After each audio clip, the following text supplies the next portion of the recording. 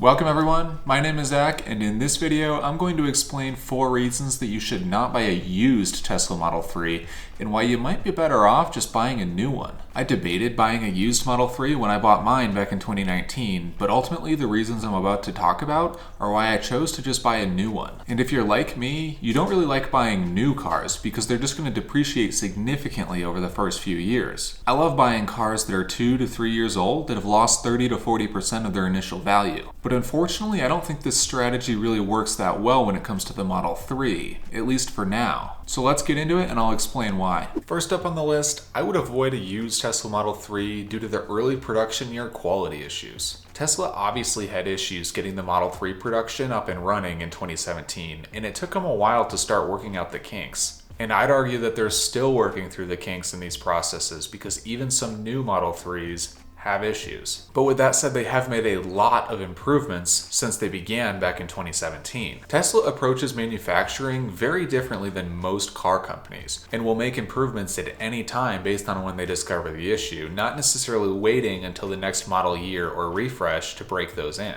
And I'll give you a few examples of this. The first couple years of the Model 3 had an issue where if you opened your trunk with water on it, the channel designed to catch the water was so small that it just poured into the trunk. But a comparison photo here shows that they increased the size of this channel between 2018 and 2020, so it actually functions now. Another example comes from fellow YouTuber Dirty Tesla. He has a 2018 Tesla Model 3, and he discovered that he was carrying around 15 pounds of dirt in his car from driving on dirt roads. The Model 3 had an opening behind the rear wheels where dirt from your tires could get thrown in and pile up on your underbody with no way to escape. And in his latest video, he pulled another 30 pounds of dirt out of his car after another year of driving. But more importantly, he also confirmed that he looked at a 2020 Tesla Model 3, and Tesla has fixed this issue by blocking the hole that the dirt was entering through. Now, Tesla also changed the computer system in the Model 3 in April of 2019, upgrading the car to hardware version 3, which allows more processing capability for full self-driving. And if you have purchased the full self-driving option, you can get your earlier production car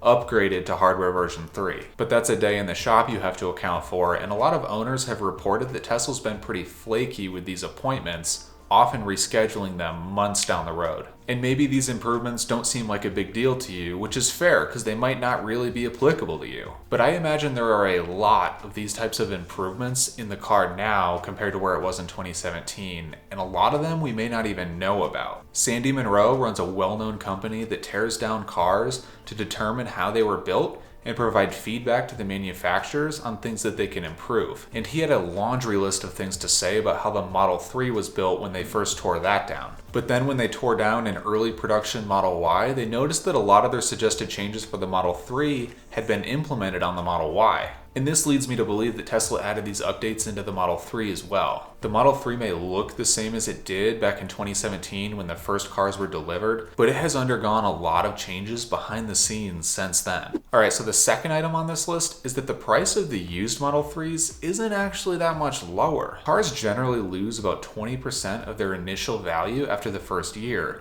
and about 40% of their initial value after the first 3 years. But the Model 3 doesn't appear to be following that trend, at least at first glance. I think what Tesla does is that when they get a used Model 3, they add every software option that they can so they can resell them for a higher price, closer to what a base model would cost new. Look at all these long-range dual-motor Tesla Model 3s for sale near me. They almost all have acceleration boost and full self-driving, which are options that most people don't buy, and there is no way that this many people bought both of those options. So I think Tesla's gaming it a little bit so that they can charge people more for used cars, since adding these software options costs them nothing. Is that a bad deal? Not necessarily if you actually want acceleration boost and full self-driving.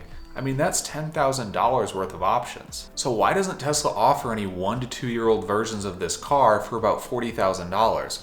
Which is probably closer to what they're actually worth. Most likely because it's less money for them and they want to encourage people to buy new cars. Okay, third on the list is tax credits. Now we all know that Tesla's no longer eligible for the federal tax credits since they've produced so many cars. but that doesn't mean that they're not eligible for state tax credits. And Tesla has a very convenient page on their website that lays out the tax credits and rebates available in each state. I'll link this down below so you can check it out for yourself, but notice that for the states that offer tax credits, they pretty much all specify that it is for new cars only. I live in Colorado, for example, and you can see here that they still offer a fantastic $4,000 tax credit, which effectively brings the starting price of a long-range dual motor Tesla Model 3 down to about $43,000 here in the state of Colorado. And this is well below the cheapest used version of this car available in my area. Now, if your state does not offer any tax incentives, then this point is basically worthless. But I think a lot of people overlook this just because there was a lot of publicity about the federal tax credit being gone for Tesla. And then the fourth reason that you shouldn't buy a used Tesla Model 3 is that if you're planning to keep the car for a while, it'd be really nice to get the full manufacturer's warranty for yourself. If you look at the listings for the used cars on Tesla's website, you'll see that they don't extend the warranties or anything like that. So for the 50,000 mile, 4-year bumper-to-bumper warranty, if you buy a 2-year-old car with 20,000 miles, then you only have 30,000 miles or 3 years left on that. And with an early model year car and the issues we've already talked about with those, you're going to be even more likely to need that warranty. So personally, I felt way more secure knowing that I would have that for the full duration. So let's look at a quick example. Let's say you're looking for the cheapest long-range dual motor that you can get and aren't really concerned about all the options. So let's look at what's available in my area. Even if you're looking at a long-range dual motor Model 3 with 20,000 miles on it, it's essentially the same cost as buying the cheapest new one with no options. And then factor in the tax credit that's available here, and the new car is actually going to cost less than the used one. And this new car is going to give you the full manufacturer's warranty and the most up-to-date car in terms of quality and improvements built in. Now in a few years, when more Model 3s are past their warranties, I bet Tesla's going to start offering a certified pre-owned program. And I imagine they'll inspect the cars and fix any issues and then sell them with a 2 to 3 year warranty. And this might be a pretty good deal if that comes around. If you could buy a 5-year-old certified pre-owned Model 3 for $25,000, then I think that's going to be a great deal. But I just don't see it with the current prices on the used Model 3s. It seems like the most you're going to save is $2,000 to $3,000, and I personally think that getting the full warranty and the latest build quality is worth more than that in the long run. But maybe you found a really good deal out there from a private seller that doesn't involve these software options, and it could be a really good option for getting a Model 3. But you should still be very cautious of the early build quality. But that's all for today. Make sure you like the video if you enjoyed it, and subscribe if you want to see more content like this and learn more about what it's like to live with an electric vehicle. And if you're thinking about buying a Tesla and this video helped you out, consider using my referral link in the description below and making your purchase, and we'll both get 1,000 free supercharging miles. Regardless, thanks for watching and see you next time.